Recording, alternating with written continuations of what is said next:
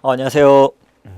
자, 우리 이제 엑스노트가 1월 달에 나온 책이다 보니까 그 후에 조금씩 휴가나 판례도 있고 법이 개정된 부분도 있고 그런 부분들이 있습니다. 자, 그런 분들을 우리가 추가하는 그런 시간이 되겠습니다. 자, 첫 번째로 봐야 될 거는 공직선거법 부분이에요. 자, 공직선거법에서 우리가 기존에 기탁금 하면은 그냥 뭐죠? 자, 100분의 50 어디 있어? 자, 100분의 50 어디야? 자, 기탁금 내라. 기탁금이 그냥 뭐 대통령 3억, 뭐 국회 지역구는 1,500, 비례대표는 500만 원, 뭐 이런 거, 시도지사는 5천만 원, 요 정도만 보고 넘어갔었습니다. 근데 이제 법이 살짝 바뀌었어요. 어떻게 바뀌었느냐? 자, 장애인들 그리고 자, 30세 이상, 39세 이하, 뭐 그밖에 어디서 아예 29세 이하라든지 등등등. 한마디로 이제 청년들, 장애인과 청년들 정치 참여 많이 하세요. 후보로 많이 나오세요. 돈 깎아주겠습니다. 이런 취지여서 법이 살짝 개정이 된 거예요. 그래서 그냥 일반인들은 여기 나와 있는 대로 돈을 내야 되는데, 기탁금을 내야 되는데, 자, 장애인이다, 또 뭐 29세 이하다, 절반만 내세요. 100분의 50만 내세요. 자, 30세에서 40세 사이, 39세 이하, 요 정도쯤 되면은 100분의 70만 내시면 됩니다. 그런 식으로 좀 기탁금을 깎아주는 그런 개정이 이루어졌다는 겁니다. 그리고 그 다음도 조문 보시면은 57조. 기탁금도 예전에는 뭐 100분의 15 이상 얻었다, 그럼 뭐 절부 돌려주겠다. 100분의 10에서 15 사이면 절반 돌려주겠다. 뭐 그렇게만 단순하게 되어 있었어요. 그죠? 그래서 자, 유효투표 정수의 100분의 15 이상이면 다 돌려준다. 100분의 10에서 15 사이면은 절반 돌려준다라고 되어 있었는데, 역시 법이 조금 개정되면서 장애인이다, 자, 또는 뭐 39세 이하다, 이 경우에는 100분의 15까지 필요 없고요. 100분의 10만 넣으면 전액을 돌려주겠습니다. 우대해주고 있어요.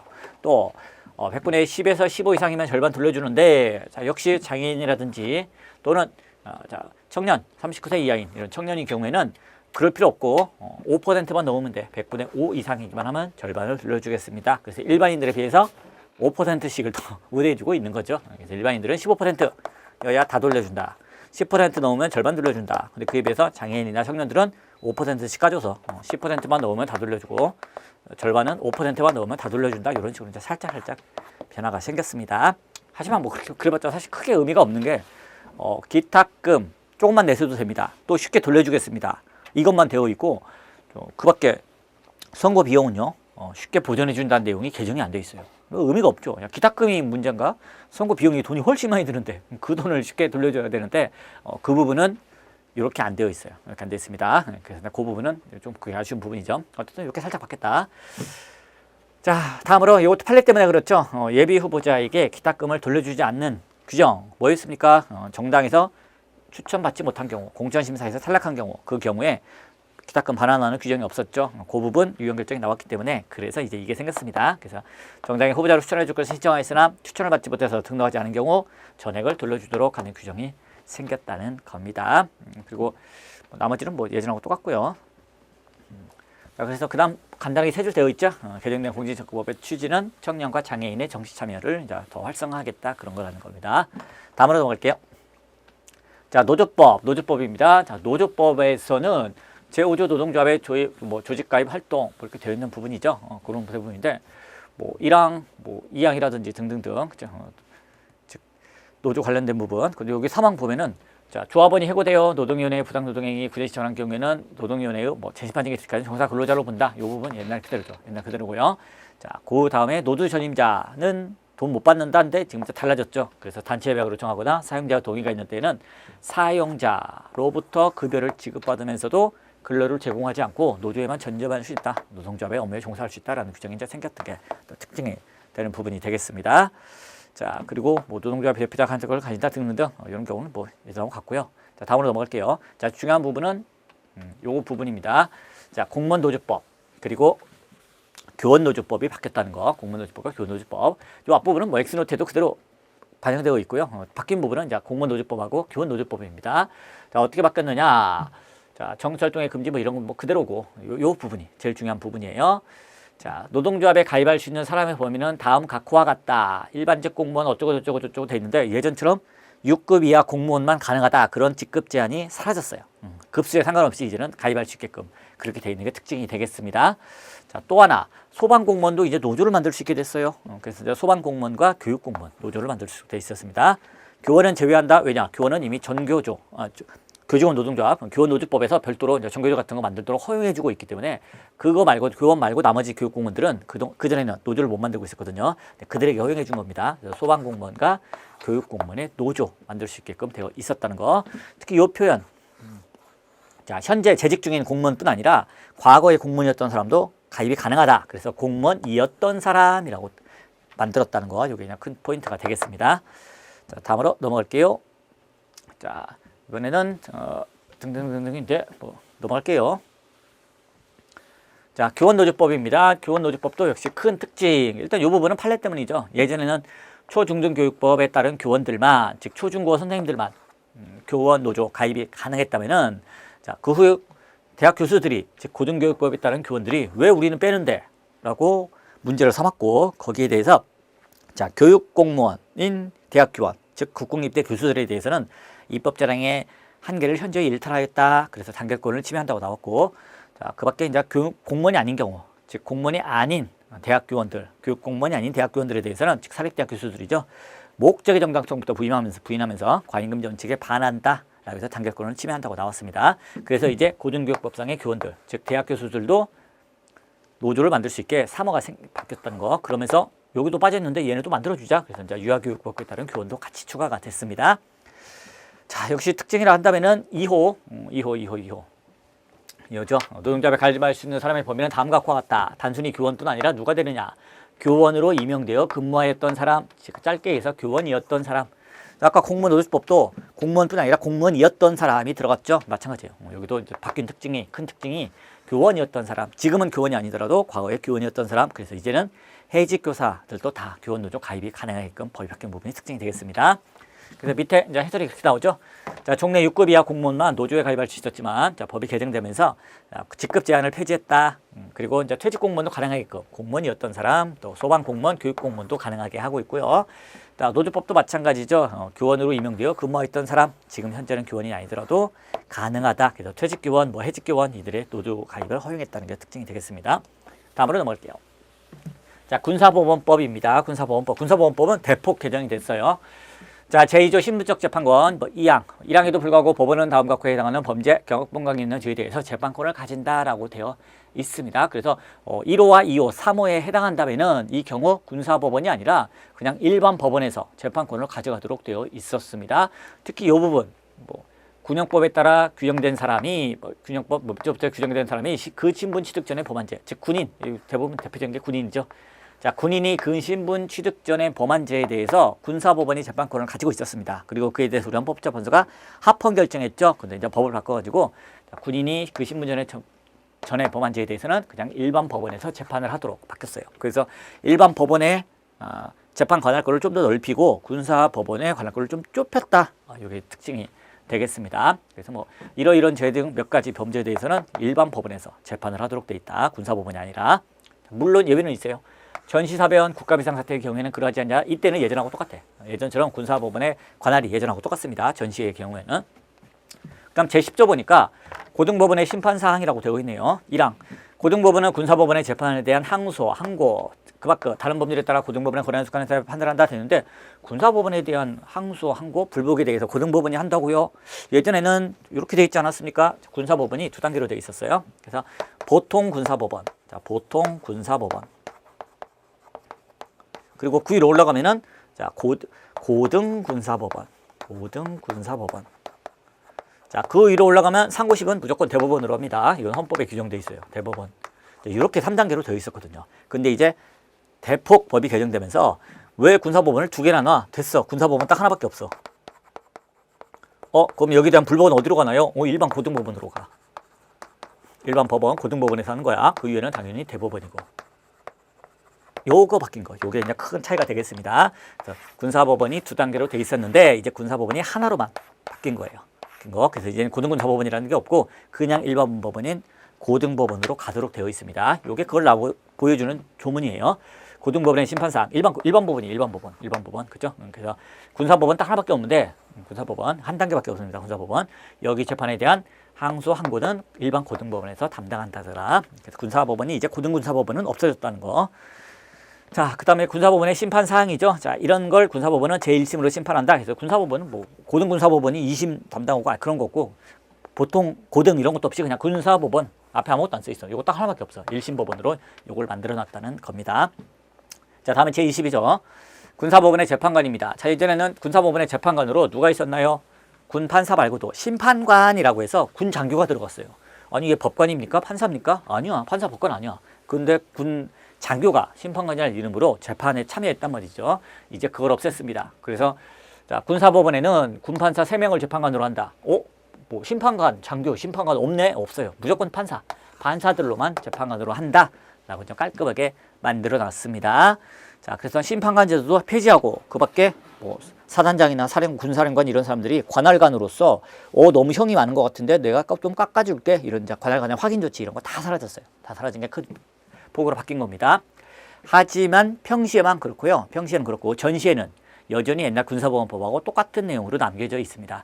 또 534조의 2 전시 군사법원의 종류, 전시만큼은 옛날이랑 똑같아요.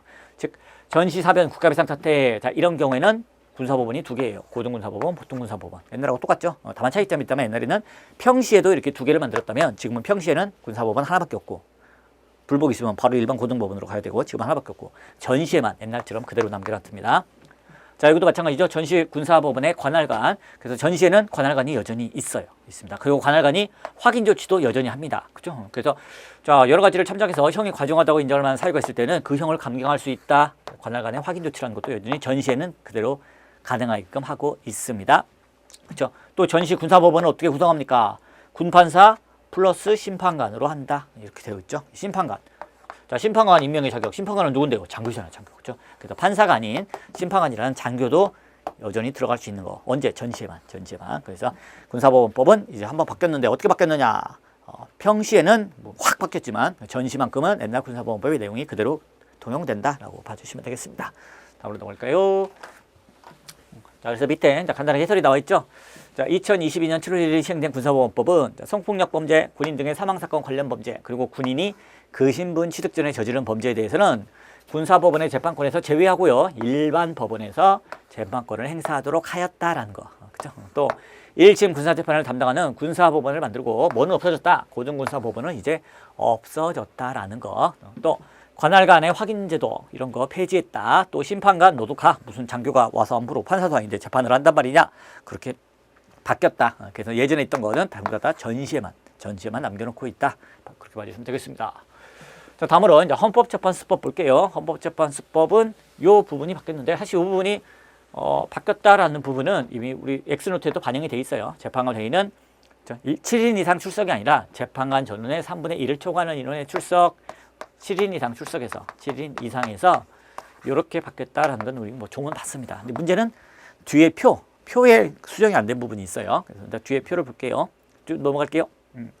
자, 그래서 엑스노트 369면 중에서 국가기관 의결정지수 표가 있는데 헌법재판소 재판관 회의 부분이 7인 이상 출석으로 이제 수정이 안 되고 남아 있었습니다. 그걸 이제 바꿔주시면 돼요. 재판관 전원의 3분의 1을 초과하는 인원의 출석으로 이거 좀 꼭 바꿔주시면 되겠습니다. 자, 이제 추가되는 판례들을 볼게요. 먼저 첫 번째 판례가 복수당적 보유 금지죠. 자, 정당은 하나만 가입하도록 돼 있어요. 즉 정당법이 누구든지 둘 이상의 정당은 당원이 되지 못한다라고 규정하고 있다는 겁니다. 결론 기본권 침해 아니죠. 합헌이라고 보시면 되겠습니다. 그냥 뭐 읽어보면 되고 뭐 특별한 거 없습니다. 다음으로 넘어갈게요. 자, 선거일에 선거운동을 처벌하는 부분. 자, 이 부분이 합헌이 나왔었거든요. 합헌. 그리고 비교 판례 밑에 거랑 같이 차례로 봐주셔야 되는 부분입니다. 선거일 당일에 선거운동을 전면적으로 금지합니다. 위반하면 처벌하고 있어요. 이게 합헌입니다. 기본권 침해가 아니라는 겁니다. 현행법은 선거일에 선거운동 일부 허용하던데 그래도 옛날에 못하게 전면적으로 금지했던 거 그거 합헌이라는 겁니다.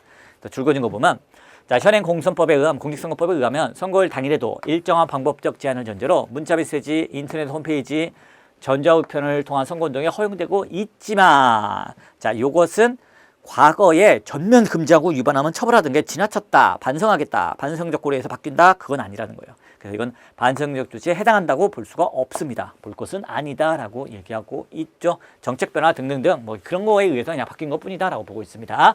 그래서 지금은 허용하는데 옛날에는 전면적으로 선거일에 선거운동 금지했다. 그러니까 위헌이다? 아니다. 그건 위헌이 아니다. 합헌이에요. 자, 하지만 이건 다릅니다. 자, 선거운동 기간 전에 개별적으로 대면하여 말로 하는 선거운동도 금지하고 있었던 거. 요건 위헌이에요. 위헌입니다. 자, 볼게요. 선거운동 기간 전에 개별적으로 대면하여 말로 하는 선거운동을 금지하고 이를 처벌하는 것은 과잉금지 원칙에 반하여 선거운동 등 정치적 표현의 자유를 침해한다는 거죠. 자, 이것도 법이 바뀌었어요. 법이 바뀌어서 자, 어떻게 바뀌었느냐. 선거운동 기간 전에 개별적으로 말로 하는 거, 또 뭐 문자 메시지 보내고 등등 전화통화하고 하는 거, 이런 거 허용해 줍니다. 그래서 줄 그린 거 보시면은 자, 입법자도 선거운동의 자유를 최대한 보장할 필요가 있다는 반성적 고려 하에 2020년 12월 29일 공직선거법을 개정했다더라. 그래서 선거운동 기간 규제를 완화한 상황이다라고 얘기하고 있습니다. 자, 요거는 뭘로 보고 있느냐? 요거는 반성적 고려다라고 봐주고 있어요. 반성적 고려다. 그래서 왜 선거운동 기간 전, 아주 선거운동 기간이 시작되지 않았더라도 내가 친구 만나가지고 야, 나 다음 선거 나올 건데 나 좀 찍어줘, 나 좀 밀어줘, 이런 얘기 하는 거, 이걸 뭐 금지시키고 위반하면 처벌한다? 와, 이건 지나친 거 아니냐. 이건 반성적 고려에서 바뀐 거예요.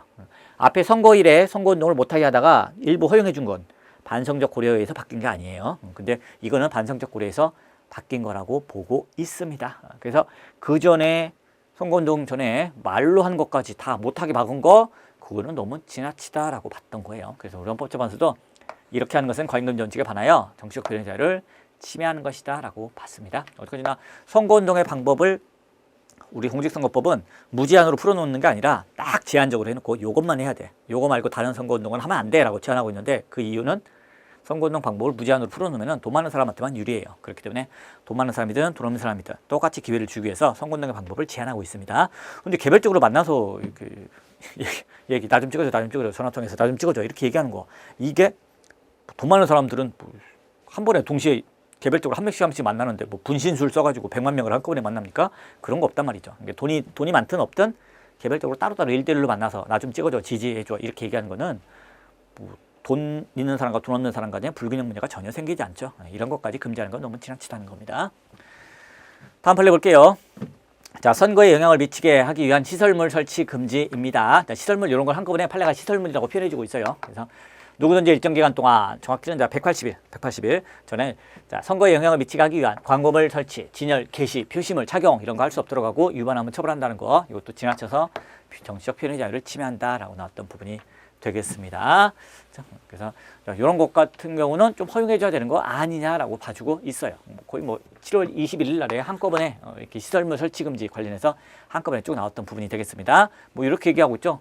심판 대상 조항은 후보자의 정치적 표현의 자유도 광범위하게 제한하지만 더 나아가서 일반 유권자에 대해서 더욱 광범위하게 정치적 표현의 자유를 제한하고 있는 거 아니냐라고 보고 있습니다. 그래서 일정 기간이라고 판시사항에 돼 있는데 자세히는 180일이에요. 180일. 그래서 선거일 전 180일부터 선거일까지 장기간 동안 선거에 영향을 미치게 하기 위한 현수막, 그만큼 광고물의 게시 등등등 이걸 금지하는 것은 와, 국민들 누구 지지한다고 말도 못 꺼내게 하네. 정치적 표현의 자유를 상시적으로 제한하는 거기 때문에 관임금지 원칙에 반한다라고 얘기하고 있습니다. 시험 문제에서는 일정 기간으로 나올 수도 있지만 선거일 전 180일부터 선거일까지 이렇게 나올 수도 있어요. 요게 긁어서 내면은 이렇게 나오는 거고, 판시상을 긁으면 일정 기간이고, 뭐 요거 나왔다고 해서 처음 보는 판례네. 오이 뭐지? 똑같은 거예요. 똑같은 겁니다. 일정 기간, 선거일 전 180일부터 선거일까지. 자, 그렇게 봐주시면 되겠습니다. 자, 다음으로 넘어갈게요. 자, 이번에도 마찬가지죠.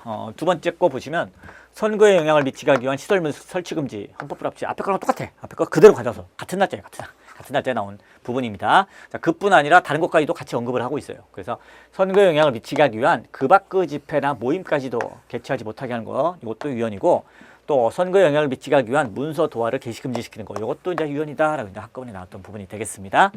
먼저 1번을 볼게요.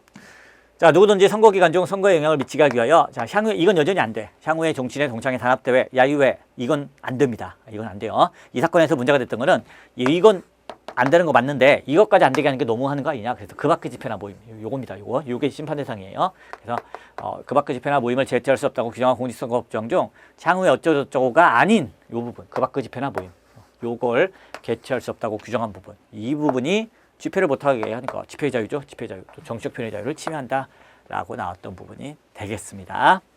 그래서 그 밖의 집회나 모임, 그 밖의 집회나 모임 요까지 못하게 하는 건 문제가 있는 거 아니냐. 자, 다음으로 여기 뭐라고 얘기하고 있습니까? 그렇죠?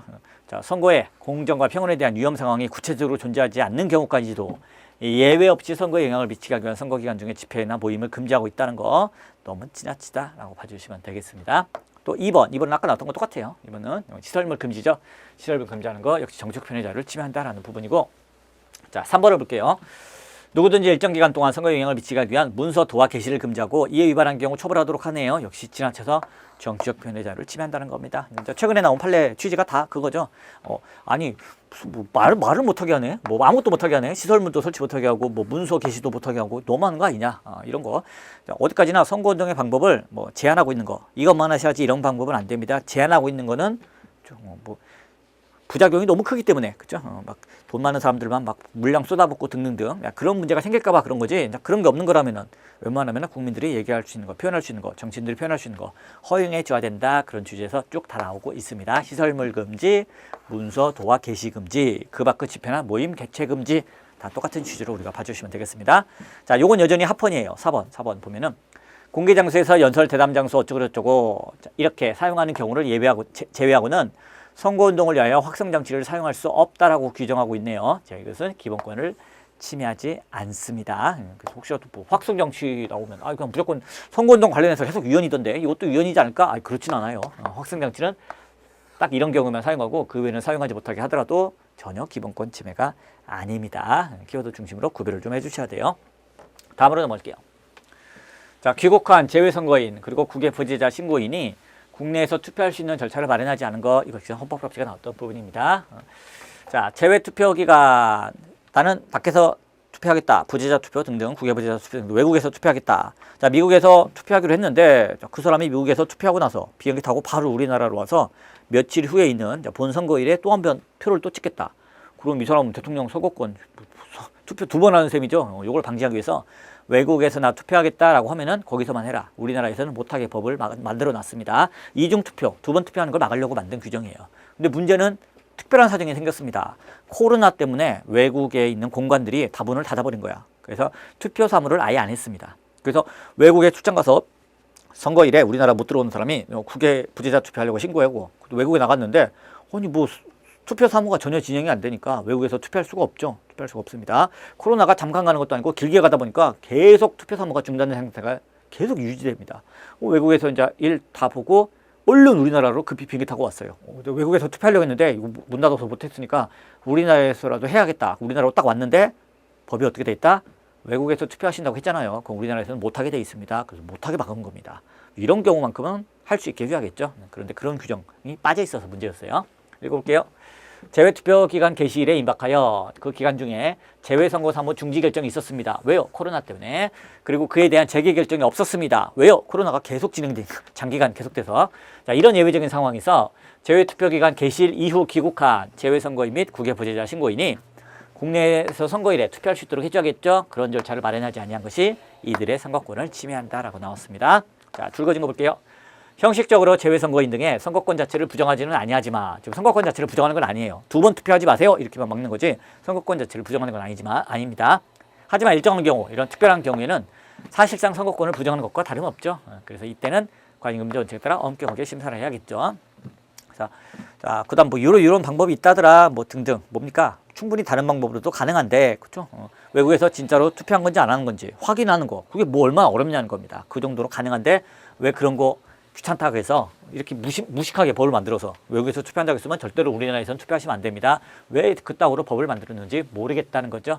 자, 이렇게 국가의 노력으로 극복할 수 있는 어려움에 해당한다 그러면은 선거권 침해가 됩니다. 반대로 국가의 노력으로도 도저히 극복할 수 없다, 그런 어려움이다 싶으면은 그래서 그랬구나, 합헌입니다. 선거 못하게도 합헌입니다. 그때 그렇게 나오겠죠. 근데 여기서는 국가의 노력으로 충분히 극복할 수 있는 어려움인데도 귀찮아서 안 하고 있구나, 선거권 침해다라고 나왔습니다. 다음 판례 볼게요. 자, 타인의 금융거래 정보 요구를 금지하고 있는 거죠. 자, 타인의 금융거래 정보도 민감한 개인정보이기 때문에 함부로 다른 사람이 본다, 그럼 개인정보 자기결정권 침해가 됩니다. 그래서 보호를 해줘야 돼요. 하지만 그런 경우가 있을 수 있겠죠. 누가 나한테 돈을 갖다 잘못 쐈어. 내 계좌 보니까 갑자기 막 돈이 막 10억이 생겼어. 뭐지 이거? 원래 주인한테 다시 돌려줘야 되겠는데 이거 그냥 꿀꺽 내가 먹으면 형사상 처벌받으니까요. 자, 돌려줘야겠다 싶어서 은행을 찾아갔죠. 은행을 찾아가서 도대체 누가 보낸 건지 모르겠다, 그 사람 계좌번호 뭐 인적사항 좀 알려달라, 내가 다시 보내야겠다 라고 은행한테 요구하면, 은행한테 그 사람 정보를 물어보면 은행원이 갑자기 112 신고해서 경찰이죠. 여기 현행범인 체포 좀 해가세요. 이렇게 할 수도 있는 상황으로 법이 돼 있어요. 읽어볼게요.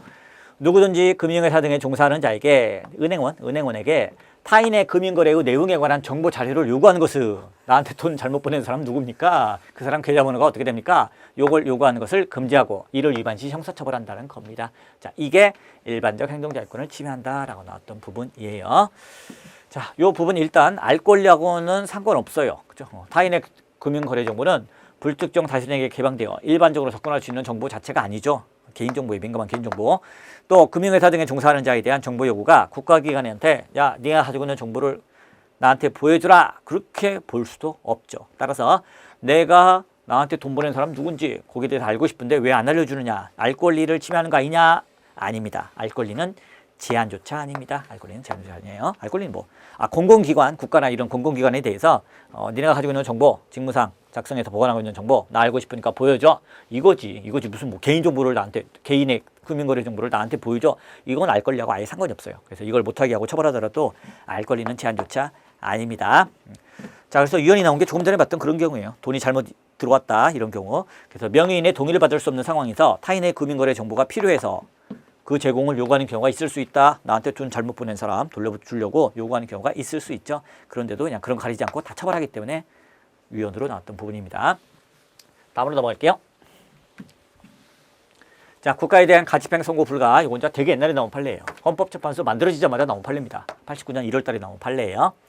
자, 국가를 상대로 하는 재산권 청구에 관한 판결에 가집행 선고를 할 수 없도록 하고 있네요. 이건 평등의 원칙에 위배된다. 되게 옛날에 나왔던 판례. 그죠? 그래서 국가를 상대로 하는 재산권 청구에 관한 판결이기 때문에 민사소송이에요. 민사소송. 자, 민사소송에서는 국가를 특별히 우대해 줄 필요가 없어요. 국가가 우월한 지위에서 작용을 한 게 아니라 사경제 주체로서 활동한 경우, 대등한 지위에서 활동한 경우이기 때문에 국가도 그냥 일반 사인, 개인하고 똑같이 보면 돼요. 그래서 굳이 우대해 줄 필요가 없고 가집행 선고할 수 있도록 해줘야 됩니다. 근데 국가만 따로, 피고가 국가일 경우만 우대해 줬기 때문에 평등의 원칙에 위배된다는 판례가 있었습니다. 근데 요거는 소송 촉진 등에 관한 특례법, 소촉법에 들어있던 규정인데 똑같은 내용이 행정소송법에도 들어 있었어요. 그런데 이 행정소송법에 대해서는 몇십 년이 지나도록, 그렇죠? 아까 판례가 91년 판례인데 뭐 2022년까지 몇십 년 살아남은 거야. 30년 넘게 30년 맞죠? 엄청 오래됐네. 자, 계속해서 형사소송법에는 이 같은 내용이 남아 있었어요. 드디어 이제 2022년 2월 24일에 이것도 똑같이 평등원칙에 위배된다라고 나왔습니다. 내용은 똑같아요. 국가를 상대로 하는 당사자 소송의 경우에는 가집행 선고를 할 수 없다라고 규정되어 있는 겁니다. 결론 평등원칙에 위반되죠. 국가만 우대해서 가집행 선고를 할 수 없다고 하면은 결론은 똑같이 평등원칙 위배입니다. 앞에 거는 뭐 재산권에 관한 판결 어쩌고 저쩌고 하는데 결국 민사소송이고 여기는 당사자 소송이고 그 차이만 있을 뿐이에요. 뭐 당사자 소송 행정법 시간이 아니니까 자세히 하실 필요는 없어요. 자세히 할 필요는 없고 일단 돈 달라. 그 밖에 내가 뭐 신분상 지위가 계속 있음을 확인해 달라 등등등 뭐 여러 가지 소송 형태가 있는데 자, 이렇게 법률 관계를 다투는 소송 이게 사법상 법률 관계를 다투면 민법, 상법 이런 사법상 법률 관계를 다투게 되면은 민사소송으로 해결을 하면 되고요. 이게 만약 공법상 법률 관계를 다투는 경우라면 돈을 받을 게 있는데 이게 사법상이 아니라 공법상 원인에 의해서 돈을 받아야 된다라든지 이런 경우라면은 그런 경우는 공법상 당사자 소송이라는 행정소송의 하나를 제기하면 돼요. 그래서 이제 공법이냐 사법이냐 그 법률 관계가 어떤 법이 적용되느냐만 차이가 있을 뿐이지 구조는 똑같아요. 그래서 둘 다 똑같이 국가를 굳이 우대해 줄 필요가 없는 겁니다. 그래서 여기 보다시피 동일한 성격인 공법상 금전지급 청구소송. 야, 돈 내놔. 나 뭐 수당 못 받은 거 있어. 돈 내놔. 뭐 연금 못 받은 거 있어. 연금 내놔. 등등. 돈 달라는 소송인데 똑같이 그게 다 공법상 당사자 소송이거든요. 근데 피고가 누구인지에 따라서 피고가 국민연금관리공단일 수도 있고 서울시 지방자치단체가 될 수도 있고 국가가 될 수도 있어요. 근데 피고가 누구냐? 누구한테 돈 달라고 했냐? 근데 그중에 피고가 국가면은 가집행을 못하게 하네. 역시 평등원칙에 반한다라고 봐주시면 되겠습니다. 뭐 키워드는 가집행 선고를 할 수 없다죠. 가집행 선고를 할 수 없다. 다음으로 넘어갈게요. 자, 2회 이상 음주운전 시 가중처벌 요원님이 우리도 뭐 봤던 엑스노트에서도 봤던 부분이죠. 그래서 2회 이상 음주운전 시 가중처벌은 일명 윤창호법 비례 원칙에 위반된다 해서 유언이 나왔는데 그 다음에 최근 나온 판례 다음 판례 볼게요. 내용이 똑같아요. 똑같습니다. 다만 이제 선고일자가 좀 5월 26일로 2022년 5월 26일 느릴 뿐인데 내용은 똑같아. 즉 이번에 문제가 됐던 거는 자, 윤창호법 내용을 보면은 뭐 음주운전 한 번 했다가 다시 한 번 또 음주운전하면 가중처벌한다. 이것뿐 아니라 음주운전하고 똑같은 게 뭐가 되겠습니까? 음주 측정 거부죠. 측정 거부. 음주 측정 거부도 음주운전하고 똑같이 취급해요. 그래서 측정 거부 한 번 했고 좀 이따가 음주운전하고 그럼 이것도 음주운전 두 개나 똑같아. 가중처벌. 또 마찬가지로 측정 거부. 먼저 음주운전하고 그 다음에 측정 거부해도 똑같아. 음주운전 두 번이나 똑같아. 측정 거부 두 번 해도 똑같고 어쨌든 요거 두 번 하면은 가중처벌한다. 이것도 한꺼번에 또 위헌 결정이 나왔던 부분입니다. 이 내용이 그 내용이죠. 음주운전 금지 위반 또는 측정 거부. 전력이 1회 이상 있는 사람이 다시 음주운전을 한 경우 이때 가중처벌한다. 자, 또는 음주운전 금지 규정 위반 전력이 1회 이상 있는 사람이 다음에는 음주 측정 거부를 한다. 뭐 이 경우 역시 또 가중처벌한다. 결론 다 비례의 원칙에 위반된다. 윤창호법 비례 원칙 위반 간단히 정리하시면 됩니다. 다음 판례 볼게요. 자, 예비군 훈련 소집 통지서를 전달하지 않으면 처벌하는 내용입니다. 예비군 통지서를. 자, 예비군 통지서를 보냈는데 뭐 예비군 대상자가 없고 엄마가 있었어 집에. 저기 아드님한테 전해주세요. 소집 통지서 전해줬는데 엄마가 바빠가지고 깜빡 까먹고 전달을 못 해줬어. 엄마를 처벌하겠대. 아이고 너무 심하잖아. 그렇게 보시면 돼요. 자, 가족 중 성년자가 엄마가 예비군 훈련 소집 통지서를 예비군 대원 본인에게 아들에게 전달하여야 하는 의무를 위반한 경우 형사처벌하겠다. 비례 원칙에 위반된다라고 봐주시면 되겠습니다. 이건 뭐 니들이 알아서 해야지, 그죠? 니들이 알아서 해야지. 이걸 뭐 단지 편의를 위해서 개인에게 전가하는 거 아니냐, 엄마에게 책임을 전가하는 거 아니냐 이렇게 얘기하고 있습니다. 제목만 보시면 뭐 쉽게 기억할 수 있는 부분이에요. 예비군 훈련 소집 통지서. 다음으로 넘어갈게요. 자, 수사기관에 의한 통신자료 제공 요청입니다. 자, 요 판례는 쟁점이 많아요. 쟁점 하나 좀 꼼꼼하게 보셔야 됩니다.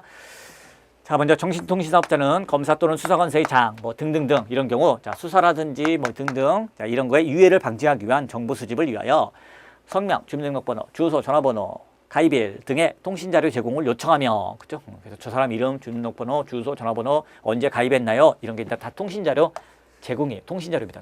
통신자료를 하면 요걸 얘기해요. 성명, 주민등록번호, 주소, 전화번호, 가입일.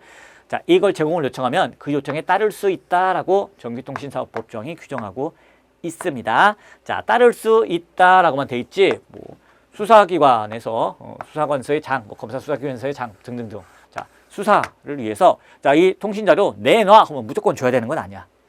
따를 수 있다. 따라서 전기통신사업자가 아이 바빠 죽겠는데 그러면 안 줘도 되는 거죠. 또 이제 단순한 임의수사, 비권력적 사실행위에 불과한 겁니다. 이게 뭐 영장이나 법원의 영장이나 법원의 허가를 받아갖고 강제로 가져오는 게 아니에요. 강제수사, 강제처분이 아니고 임의수사, 사실조회 행위 이런 거라고 보시면 되는 겁니다. 자, 그런데 이게 뭐 때문이냐? 개인정보 자기결정권을 침해한다. 이유는 적법 절차 원칙에 위배된다라고 봤어요. 적법 절차 원칙 왜 위배되느냐? 적법 절차 원칙에서 나오는 절차적 내용 중 가장 중요한 부분은 뭐겠습니까? 절차적 요청 중 가장 중요한 거는 적절한 고지를 할 것, 사전에 제대로 통지할 것, 고지하고 의견 제출 기회를 줄 것, 이런 것들이 중요한 부분이죠. 그런데 이 통신자료 취득에 대해서 사후에 통지 전혀 안 해. 전혀 안 해. 그렇기 때문에 통지, 고지 이런 거 왜 없어? 적법 절차 원칙에 위배된다. 개인정보 자기결정권 침해다. 이거 다 개인정보잖아. 성명, 주민등록번호, 주소, 전화번호, 가입일 이런 게 그래서 침해한답니다. 그런데 보통 대부분의 경우 과잉금지 원칙에 위배되어 개인정보 자기결정권을 침해한다는 판례가 대부분이거든요. 이 판례에서는 과잉금지 원칙은 위반되지 않고 적법 절차 원칙만 위반된다. 굉장히 과잉금지 원칙으로 싹 바꾸면 틀리기 쉬운 까다로운 판례가 되겠습니다. 자, 먼저 1번 볼게요. 자, 통신자료, 수사기관이 통신자료를 취득했습니다. 이 행위에 대한 심판 청구는 부적법합니다. 왜요? 아까도 설명했다시피 수사기관이 통신사한테 통신자료 주세요. 이 제공 요청이 임의수사에 불과해요. 임의수사에 불과합니다. 자, 그렇기 때문에 임의수사에 불과하니까 공권력 행사 자체가 아닌 거죠. 공권력 행사 자체가 아닙니다. 그래서 통신자료 취득 행위도 마찬가지야. 제공 요청이든 제공으로 인해서 요청해서 받은 취득 행위든 다 공권력 행사 자체가 아니니까 대상 자격이 없죠. 그래서 심판 청구는 부적법하다. 자, 2번. 자, 이 사건 법률이 직접성이 인정된다. 예전 판례가 변경됐기 때문에 또 중요한 부분입니다. 자, 이 사건 법률 조항은 직접성 부정 옛날에 부정했는데 이 부정한 2012년 판례는 이제 변경하겠다라고 얘기하고 있습니다. 어떻게 변경하느냐? 이제 직접성 인정하는 걸로 바뀌었다. 판례가 바뀌었다. 자, 분명히 내용을 보면은 그냥 이 법에서 바로 개인정보를 갖다가 어떻게 제한하고 있는 듯한 모습은 아니고 분명히 써 있기를 수사기관이 정보통신사업자에게 통신자료 제공을 요청하고 그러면은 이제 전기통신사업자가 거기에 대해서 요청에 대해서 응할 수 있다 정도로만 되어 있습니다. 그래서 예전 판례는 수사기관의 통신자료 제공 요청이라는 이런 구체적인 집행행위를 예정하고 있기 때문에 이 법률 조항이 직접 기본권을 제한하는 건 아닙니다. 수사기관의 통신자료 제공 요청이라는 행위, 얘가 기본권을 제한하고 있는 거지 이렇게 할 수 있다라는 법률 조항 자체가 기본권을 제한하는 건 아닙니다라고 옛날 판례가 봤어요. 이제 판례가 바뀐 겁니다. 그죠? 어떻게 바뀌었느냐? 이 통신자료 취득 행위에 대한 불복 수단이 존재하는 여부가 불명하더라. 자, 그렇기 때문에 이제는 이렇게 통신자료 제공 요청하면은 응할 수 있다 이렇게 써 있어도 어쨌든 이 법률 조항이 직접 기본권을 제한하는 걸로 보겠다. 그래서 직접성 원칙 인정해주겠다. 본안 판단 들어가겠다라고 얘기해주고 있습니다. 일단 이 법률 조항 자체가 통신자료 제공 요청 결론적으로 개인정보 자기결정권을 침해한다. 본안 판단을 받았기 때문에 이 적법 요건을 기본적으로 갖췄다고 보시면 돼요. 자, 기억이 안 난다 싶으면 직접성 갖췄으니까 뭐 결론이 그렇게 본안 나왔겠지 이렇게 생각하시면 되는 거예요. 자, 세 번째. 영장주의 위배는 아닙니다. 왜요? 역시 영장주의는 체포구속 압수수색 등 강제 처분에만 적용되잖아. 이거 임의수사라니까. 그쵸? 임의수사. 시간 좀 되면은 그 뭐 성명, 주민등록번호, 주소, 가입일 이런 거 좀 보내주세요. 임의수사에 불과하기 때문에 강제 처분이 아닌 임의수사이기 때문에 애초에 영장주의가 적용되지도 않는 사안입니다. 자, 또 하나 명확성 원칙 위반도 아니죠. 명확성 원칙 위반, 명확성 원칙 위반 여부 아닌 거는 뭐 가볍게 넘어가시면 되죠. 명확성 원칙이 위배되는 거 키워드만 기억하시면 돼요. 나머지는 뭐 명확성 원칙 위반 아닙니다. 자, 중요한 게 5번. 과잉금지 원칙 위배가 아니라고 봤어요. 과잉금지 원칙 위배가 아니다. 그래서 아니 개인정보 자기결정권을 침해한다. 내 이름, 뭐 주소, 전화번호, 뭐 가입일 이런 걸 갖다가 막 보여줬다고 개인정보 자기결정권 과잉금지 원칙 위반이겠지. 이 사건에서만큼은 과잉금지 원칙 위반이 아니다. 굉장히 조심하셔야 돼요. 과잉금지 원칙에 위반되지 않는다는 거. 뭐 여러 가지를 쭉 봤더니 다 뭐 아무것도 침해하지 않는다. 목적도 정당하고 수단도 적합하고 침해 의사 수성도 위반되지 않고 법익의 규정성에도 위배되지 않는다라고 나왔다는 거. 그래서 이 결론을 조심해서 봐주셔야 돼요. 그럼 왜 위헌 나왔는데 적법 절차 원칙 위반이에요. 적법 절차 원칙 위반. 그죠? 그래서 마지막 6번을 보도록 할게요. 자, 이 사건 법률 조항에 의한 통신자료 제공 요청이 있는 경우 그 이용자, 정보 주체에게는 그 점이 사전에 고지되지도 않아요. 고지되지도 않고 또 정보통신사업자가 수사기관에게 통신자료를 제공한 경우에도 별도로 통지되지도 않아요. 나도 모르는 사이에 내 개인정보가 막 수사기관에게 넘어가고 있었던 겁니다. 자, 그런데 당사자에 대한 통지는 당사자가 기본권 제한 사실을 확인하고 정당성 여부를 다툴 수 있는 전제 조건이 된다는 점에서 매우 중요하다는 겁니다. 그죠? 그래서 얼마든지 다른 방법도 가능한데 왜 이렇게 했느냐. 그래서 결과적으로 통신자료 취득 거기에 대해서 사후 통지 절차를 왜 안 만들었어? 통지해줘야지 왜 안 했어? 그것이 적법 절차 원칙에 위배된다. 그래서 개인정보 자기결정권을 침해한다는 겁니다. 1, 2, 3, 4, 5, 6 다 꼼꼼히 보셔야 되는 부분이 되겠습니다. 결론은 과잉금지 원칙 위반이 아니라 적법 절차 원칙 위반. 영장주의 위배되어 개인정보 자기결정권을 침해한다 해도 틀리고요. 영장주의 위배도 아니고 명확성 원칙에 위반되어 개인정보 자기결정권을 침해한다 해도 틀리고요. 과잉금지 원칙에 위반되어 개인정보 자기결정권을 침해한다 해도 틀려요. 그건 뭐 때문인데 적법 절차 원칙 위배. 다음으로 넘어갈게요.